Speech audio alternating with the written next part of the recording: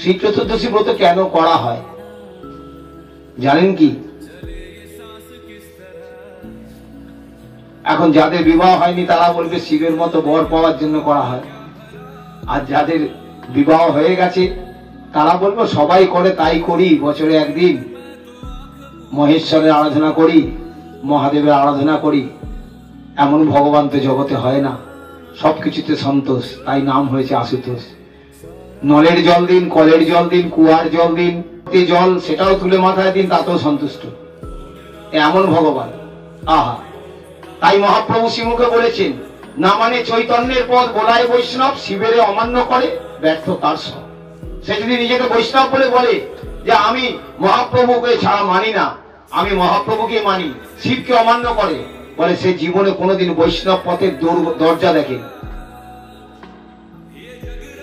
মহাদেব হলেন পরম বৈষ্ণব, দ্বাদশ মূর্তি অন্যতম বৈষ্ণব আছে, শ্রীমদ্ ভাগবতে নাম আছে, তার মধ্যে মহাদেব আছেন অন্যতম। প্রহ্লাদ আছেন, জনক আছেন, ভীষ্ম আছেন, বলি মহারাজ আছেন, এনারা সব দ্বাদশ মূর্তি অন্যতম বৈষ্ণবের মধ্যে।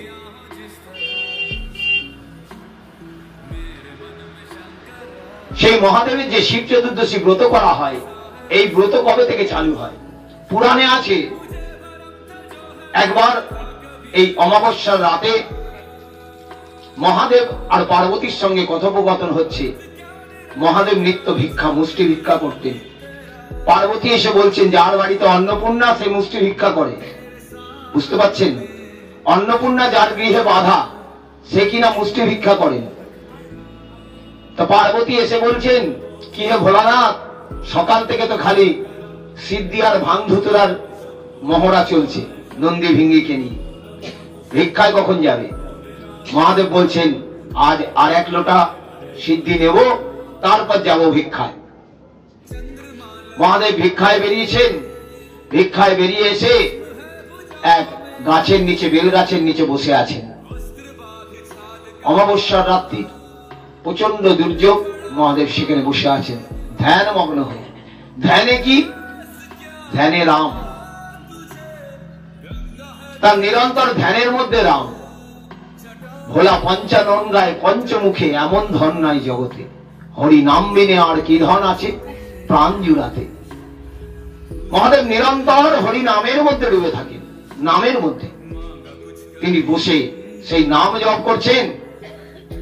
আর এক ব্যাধ, তার জীবিকা হলো পশু হত্যা করে জীবিকা নির্বাহ। সে সেদিন পশু হত্যা করতে বেরিয়েছে, এমন দুর্যোগ, সেই দিনই ছিল দুর্যোগপূর্ণ দিন, প্রচন্ড ঝড় জল বৃষ্টি হচ্ছে। ব্যাধ সেই হিংস্র পশুর ভয়েতে বেল গাছের উপরে উঠে বসে আছে, পাছে কোনো হিংস্র জন্তুর দ্বারা আক্রান্ত না হয়। এমন সময় প্রচন্ড জোর বৃষ্টি হচ্ছে, আর ব্যাধ যে বেল গাছে বসে আছে, সেই বেল গাছটি হাওয়ায় দুলেছে, আর চার পাঁচটি বেল পাতা শিবের চরণে এসে পড়েছে। নিচে তো শিব বসে আছেন, মহাদেব শিবের চরণে এসে পড়েছে, আর বৃষ্টির জল শিবের চরণে এসে পড়েছে। মহাদেবের ধ্যান ভঙ্গ হয়ে গেছে। ধ্যান ভঙ্গ হয়ে বলছেন, কে রে আমার পরম ভক্ত, আজ এই চতুর্দশীর দিন আমাকে বেল পাতা আর জল দিয়ে পুজো করছিস, চোখের জল দিয়ে, তোর কি বর চাই, আয় আমার কাছে আয়।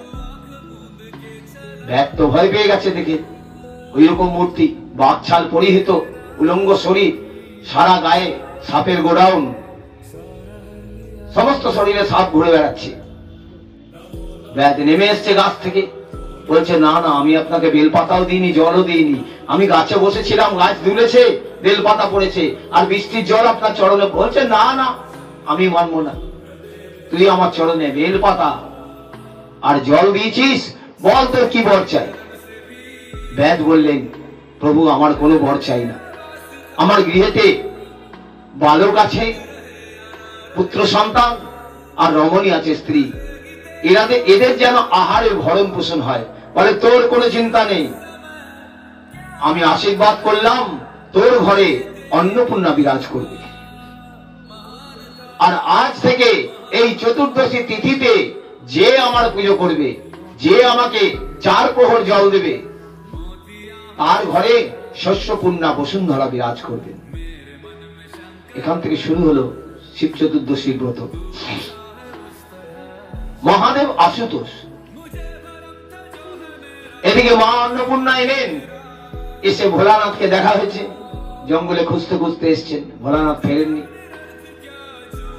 এসে বলছেন, কি হে ভোলানাথ, নিজে তো পেটে খিদের জ্বালায় বেলগাছের নিচে জমি নিয়েছো, আর ওদিকে ঢালাও বর দিচ্ছ তোর ঘরে অন্নপূর্ণা থাকবে, তা আমি যদি ওর ঘরে গিয়ে থাকবো, তোমার ঘরে কে থাকবে? পার্বতী তো স্বয়ং অন্নপূর্ণা। তো বলছেন, ও হে ভোলানাথ, আমি যদি ওর ঘরে চলে যাবো, তোমার ঘরে থাকবে কে? ভোলানাথ বললেন, হে দেবী, তুমি করুণা করে ওর প্রতি কৃপা দৃষ্টি দাও, ওর যেন অন্য কষ্ট দূর হয়। বলে, হ্যাঁ, তুমি যখন আশীর্বাদ দিয়েছো, সেই আশীর্বাদ তো ফলবতী হতেই হবে।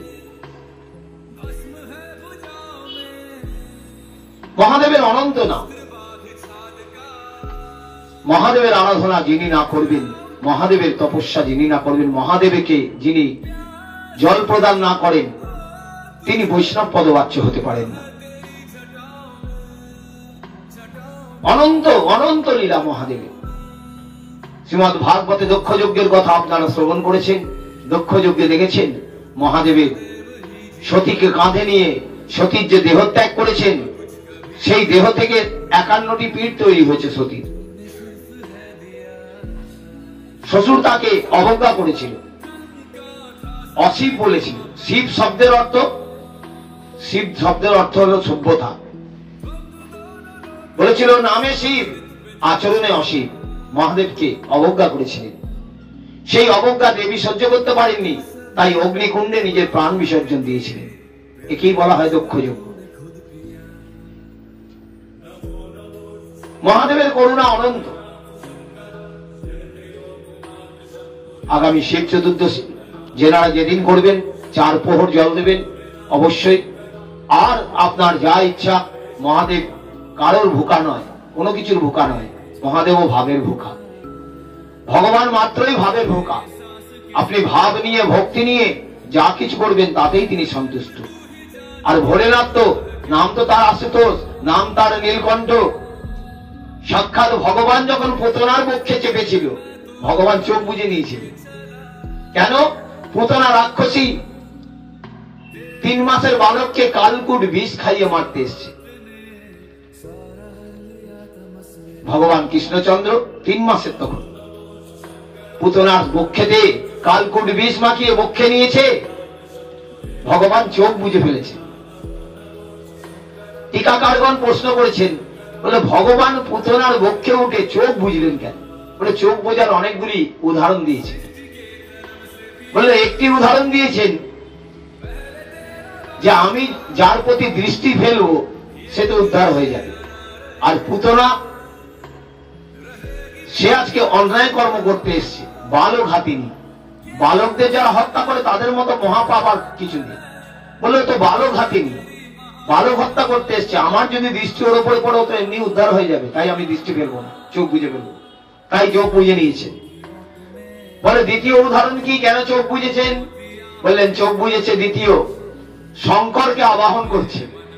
বলছেন, ওহে শঙ্কর ভোলেনাথ, যখন সমুদ্র মন্থনে কালকূট বিষ উঠেছিল, তখন তোমাকে স্মরণ করেছিলাম। তুমি তো সেই কালকূট গ্রহণ করে জগজীবকে রক্ষা করেছিলে। সেই কালকূট বিষ তুমি তোমার কণ্ঠে রেখে নামকরণ হয়েছিল নীলকণ্ঠ। তা আজ পুতনা বক্ষে কালকূট বিষ মেখে এসছে আমাকে মারবার জন্যে। তাই তুমি আমার মধ্যে প্রবেশ করো, প্রবেশ করে বিষটা তুমি তোমার কণ্ঠে নাও, আর আমি মাসির দুধটা পান করব। এই জন্য ভগবান চোখ বুঝে নিয়েছিলেন। শঙ্কর কেন কণ্ঠের মধ্যে রেখেছিলেন বিষকে? এই যে বিষ, এই বিষটা কয়েক হাজার টন, সামান্য নয়, কয়েক হাজার টন বিষ।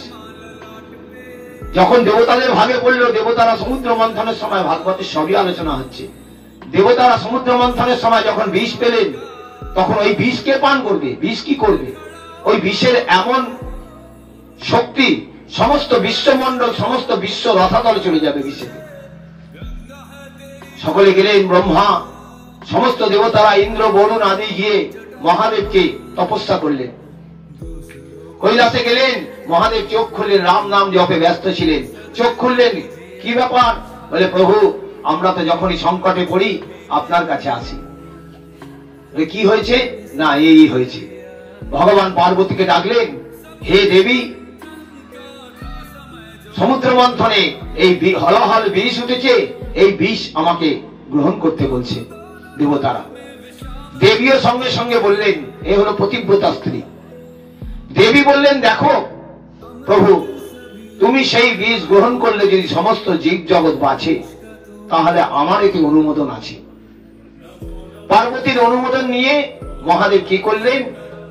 সেই হলাহল বিষ এক নিমেষে মুখে নিয়ে নিলেন।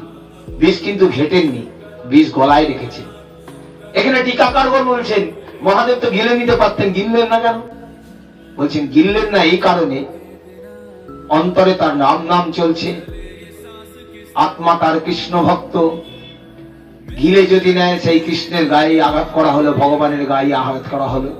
কেন? আমাদের আত্মা কি চায়? নিরন্তর ভগবানের নাম গ্রহণ করতে চায়। তাই ভিতরে তার নিরন্তর হরি নাম চলছে, নাম সংকীর্তন চলছে। তো বললো, যদি আমি বিষ ঘিটে নি, তাহলে আমার অন্তরে গিয়ে আঘাত করবে, ভগবানের অন্তরে গিয়ে আঘাত করবে।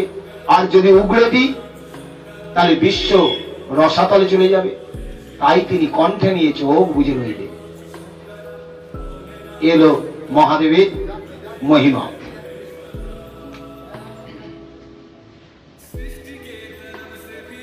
মহাদেবের অনন্ত মহিমা। বৃন্দাবনের টিকাকারগণ, পাঠকগণ রসিকতা করে ভগবান শঙ্করের লীলা কথা বলেন। এক জায়গায় এক চোর গেছেন, এক মহাদেব মন্দির, বিশাল মহাদেব মন্দির। সেই মহাদেবের উচ্চতা হচ্ছে প্রায় 1.5 তলা, 1.5 তলা সমান মহাদেবের লিঙ্গ। আর সেই 1.5 তলার উপরে, লিঙ্গের উপরে একটি বিশাল সোনার ঘন্টা মারোয়াড়িরা বানিয়ে দিয়েছে। চোরের দৃষ্টি ওই ঘন্টার উপরে। চোর এসছে রাত্রেবেলা, এসে গ্রিলকে কেটেছে, কেটে এখন ওইখানে কি করে উঠবে ভেবে পাচ্ছে না, মইও পাচ্ছে না, কিছুই পাচ্ছে না। 1.5 তলা সমান মহাদেব। বাধ্য হয়ে চোর কি করলো? ও তো আর ভগবান মানে না। দেখছে লিঙ্গের যে বেডটা আছে, ওই বেডের ওপরে পা দিয়ে উঠলো, উঠে মহাদেবের মাথার উপর একটা পা দিয়েছে, দুটো পা দিয়েছে, দিয়ে ঘন্টাটা খুলছে। যেই খুলছে, সঙ্গে সঙ্গে মহাদেব প্রকট হয়ে গেছে সশরীরে। বলে, কে রে আমার এত বড় ভক্ত? আয় আয় আয়, তোর কি বর চাই, আয়। চোর তো ভয় পেয়ে গেছে ওই রূপ দেখে, লাফিয়ে নেমে পড়ে, আমি কোনো ভক্ত নয়, আমি চোর বাবা, আমি চুরি করতে। বলে, আরে না না বস, দাঁড়া, কি লাগবে তোর, বল তো কি চাই, বল বল। বলো, না না না, আমি এই কাজ আর করবো না। হাত জোর করে বলছে, আমার ভুল হয়ে গেছে। বলে, আরে বেটা কি চাই? লোকে তো আমার মাথায় জল দেয়, বেলপাতা দেয়, কেউ কাঁটা ফল দেয়, কেউ একটু চিনি দেয়, কেউ একটু মিছরি দেয়। তুই সারা শরীরটা আমার মাথায় চাপিয়ে দিয়েছিস, তোর জন্য আমি স্পেশাল কিছু দেবো, বল কি চাই। তো মহাদেব হলেন এইরকম আশুতোষ, সন্তোষ। এরম ভগবান ভজবেন না আর কাকে ভজবেন? এইরম ভগবান আরাধনা করুন, তবেই না গোবিন্দ পাদ পদ্মের অতি জন্মাবে। এরম ভগবানের আরাধনা করলে তবেই আপনি ভগবানকে নিরন্তর অন্তরে পেতে পারবেন।